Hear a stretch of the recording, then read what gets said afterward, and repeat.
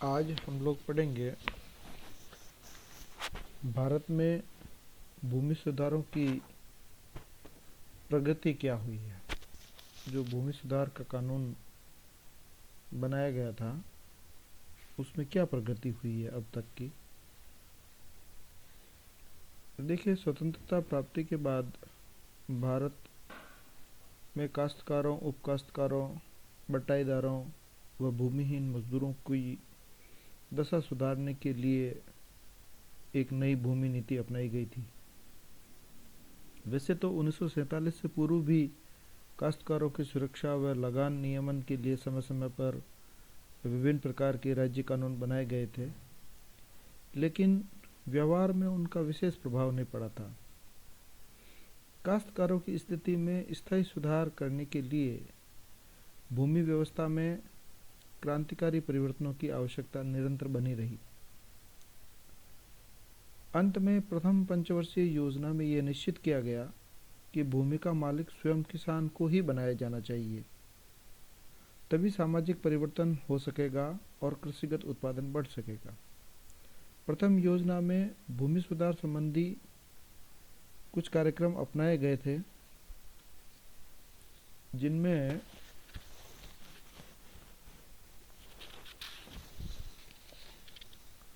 मध्यस्थों को समाप्त करना, लगान में कमी करना, काश्तकारों को भूस्वामी के अधिकार देना, जोतों का सीमा निर्धारण करना, जोतों की चकबंदी करना और भूमि के अवखंडन को रोकना, सहकारी कृषि का विकास करना इत्यादि प्रमुख थे। अब प्रथम योजना की अवधि में मध्यस्थों को तो करीब करीब समाप्त कर दिया गया था, लेकिन भूमि सुधार के जो अन्य पहलू थे उन पर काम करना बाकी रह गया था। तत्पश्चात दूसरी पंचवर्षीय योजना लागू हुई, उसमें भी भूमि सुधारों पर जोर दिया गया, लेकिन समाजवादी ढंग के समाज की स्थापना की और अग्रसर होने के लिए यह महसूस किया गया कि भूमि सुधारों में अनावश्यक देर होने व अनिश्चितता बनी रहने से ग्रामीण अर्थव्यवस्था में अस्थिरता उत्पन्न हो रही है और कृषि एवं औद्योगिक विकास में जो संतुलन है वो कम हो रहा है।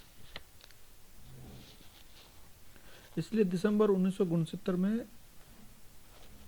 मुंबई अधिवेशन में एक वर्ष में भूमि सुधारों को कार्यान्वित करने की आवश्यकता स्वीकार की गई और केंद्रीय भूमि सुधार समिति ने अगस्त 1971 में भू सीमा को घटाकर 10 से 18 एकड़ के बीच में करने का सुझाव दिया।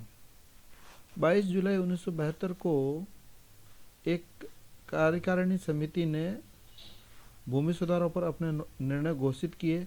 मार्च 1976 में मुख्यमंत्रियों के सम्मेलन में सीमा निर्धारण कानूनों को 30 जून 1976 तक लागू करने का कार्यक्रम घोषित किया गया था।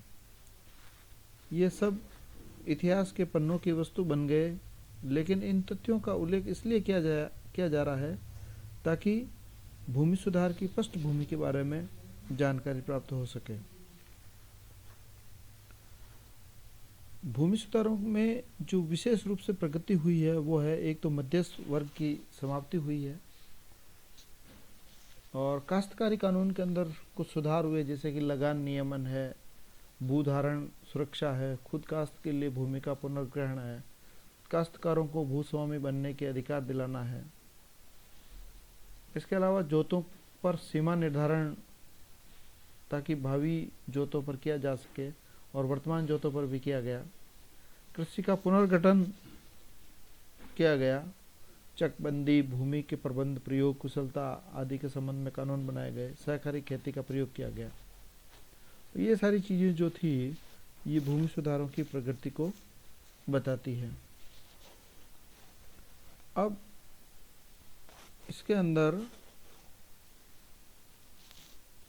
जो काश्तकारी सुधार था उसके तहत लगान के अंदर कमी की गई और भूधारण की सुरक्षा की गई। खुद काश्त की जो शर्तें थी वो इस प्रकार से थी। इसमें यह था कि वो व्यक्ति निजी देख रेख करे, गांव या उनके पड़ोस में रहता हो, निजी श्रम करता हो और कृषि की जोखिम वो खुद उठाता हो। महाराष्ट्र और राजस्थान में पहली और चौथी शर्त लागू की गई, असम में दूसरी शर्त लागू की गई, लेकिन निजी श्रम की शर्त किसी भी राज्य में लागू नहीं की जा सकी। इस प्रकार से ये खुद काश्त का कंसेप्ट जो था वो डेवलप हुआ। अब काश्तकारों का पुनर्ग्रहण कैसे हुआ? वे राज्य जिनमें भूस्वामियों को पुनर्ग्रहण की इजाज़त नहीं मिली और इसके अलावा जिनको इजाज़त मिली उनमें पुनर्ग्रहण का अधिकार इस शर्त पर मिला कि काश्तकारों को एक निर्धारित सीमा तक भूमि प्रदान की जाएगी। काश्तकारों को स्वामित्व का अधिकार दिया गया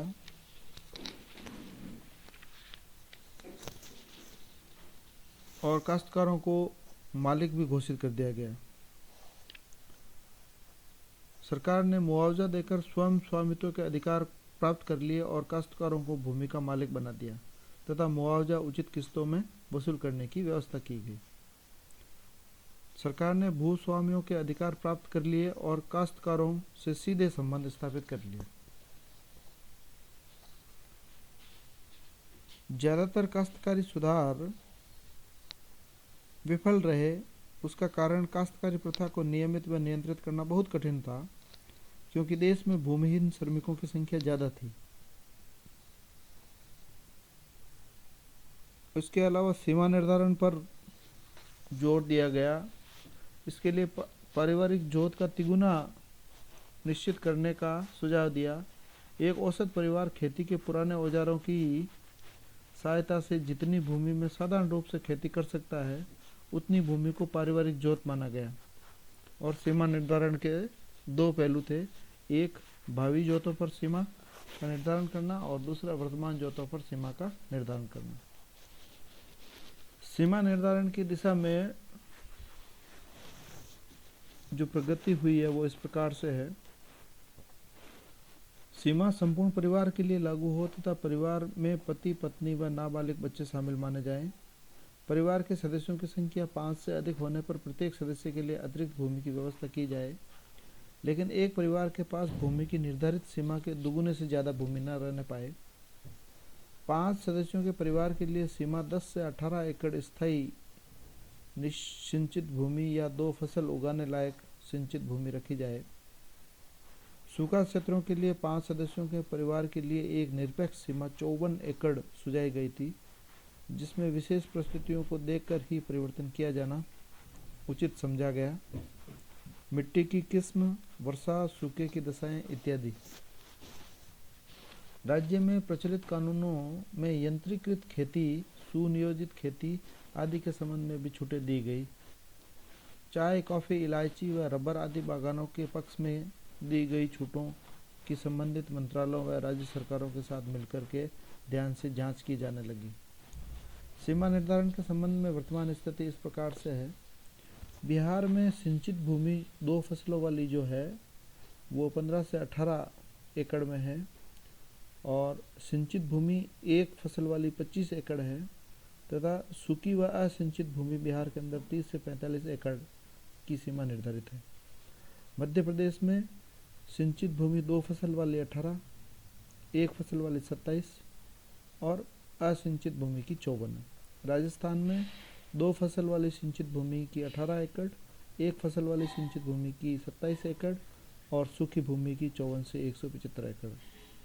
उत्तर प्रदेश में भी सिंचित भूमि की 18, सिंचित भूमि 1 फसल की 27 और असिंचित भूमि की 45 रखी गई है। पश्चिम बंगाल में सिंचित भूमि 2 फसल की 12 एकड़, सिंचित भूमि 1 फसल की भी 12 एकड़ और जो असिंचित भूमि है उसकी 17 एकड़ रखी गई। अर्थात कमोबेश सिंचित भूमि 2 फसल वाली तो 12 से 18 के बीच में और सिंचित भूमि 1 फसल वाली जो है वो 12 से 27 एकड़ के बीच में इसकी सीमा निर्धारित की गई और ये 30 से ज़्यादा की सीमा इसके अंदर निर्धारित की गई थी असिंचित भूमि के लिए।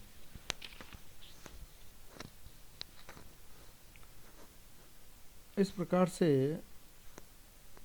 कृषि के पुनर्गठन के अंदर जो काम हुए वो है चकबंदी वाला।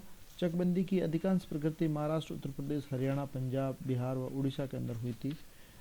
चकबंदी से अवखंडन के दोष दूर हो जाते हैं और भूमि की उत्पादकता में सुधार होता है। प्रोफेसर बीएस मिनास ने कृषिगत सुधारों में चकबंदी पर काफ़ी बल दिया था, जिससे इसका महत्व स्पष्ट हो जाता है। भूमि के प्रबंध में भी सुधार किया गया। प्रथम एवं द्वितीय योजनाओं में भूमि के प्रबंध में सुधार करने पर जोर दिया गया था। उनमें एक सुझाव यह दिया गया कि सर्वप्रथम भूमि का कुशल प्रबंध व प्रयोग उन क्षेत्रों में होना चाहिए जहाँ इसके लिए अनुकूलतम परिस्थितियाँ विद्यमान हैं। सहकारी खेती का कंसेप्ट भी अपनाया गया और इसमें छोटे छोटे टुकड़ों को मिलाकर के संयुक्त खेती करना भारत के लिए उपयोगी सिद्ध हो सकता है।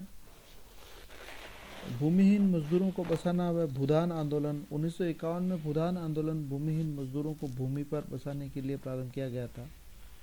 इसमें इच्छा से प्रत्येक भूस्वामी ने 1/6 हिस्सा भूमि दान में मांगी गई थी। बाद में यह आंदोलन ग्राम दान में परिवर्तित हो गया। 1952 में स्वर्गीय विनोबा भावे ने बिहार में पद यात्रा करके 8.4 लाख हेक्टेयर भूमि भूदान में प्राप्त की थी। भूदान में कुल लगभग 43 लाख एकड़ भूमि प्राप्त हुई थी, जिसमें से 13 लाख एकड़ भूमि का ही आवंटन किया जा सका।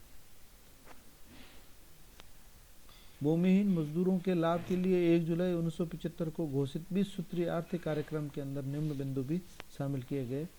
भू जोतों पर सीमा निर्धारण, भूमिहीनों और निर्धनों के लिए रिहायशी व मकानों की व्यवस्था करना, भूमिहीन श्रमिकों, लघु कृषकों व कारीगरों को ग्रामीण कर्ज से मुक्ति दिलाना, न्यूनतम कृषिगत मजदूरी के कानूनों की पुनः जांच करना इत्यादि इसके अंदर मुख्य कार्यक्रम थे। धन्यवाद। आज के लिए इतना ही। अगले कंसेप्ट में अपन भूमि सुधार का तीसरा हिस्सा यानी भूमि सुधारों की प्रगति का मूल्यांकन पढ़ेंगे। धन्यवाद। आपकी रिकॉर्डिंग बंद हो